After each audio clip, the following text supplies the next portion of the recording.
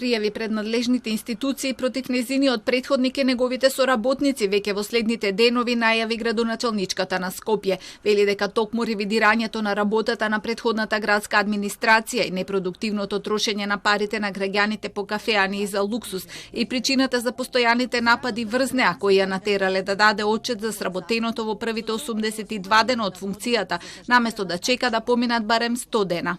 Сите овие притисоци што ги гледате во изминатите 2 месеци се темелот на истото, затоа што знаат дека некој го ревидира недомаќинското работење и трошење и злоупотребата на средствата на граѓаните, особено за непродуктивни цели.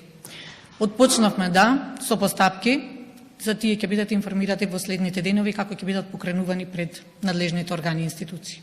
По својот отчет Арсовска наведе дека се исчистени 150 депонии, воведена е двосменска работа на инспекциите и драконски казни за загрозувачите на животната средина. Донесен е предлог закон за заштита на водно, поевтинете паркингота се вратени и нокните автобуски линии како и одбројувачите на семафорите. Воспоставена е телефонска линија за граѓаните. Формиран е зелен совет од 25 експерти, а парите за угостителски услуги се пренаменети во оброк за социјално загрозените семејства.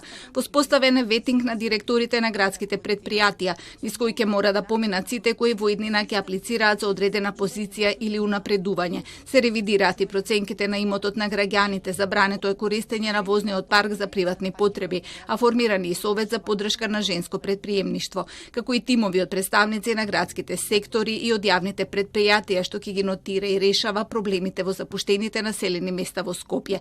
За СДСМ ова е апсолутно недоволно. 1 час денеска потроши Данела Арсовска, а не кажа ниту еден сработен, готов проект. Исто како што се празни првите 82 дена од нејзиниот мандат.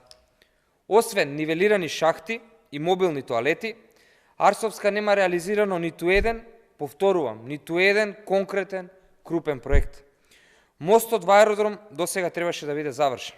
Обновата на универзална сала, бесплатниот превоз за скопјани, треба да бидат завршени реконструкциите на 10 улици.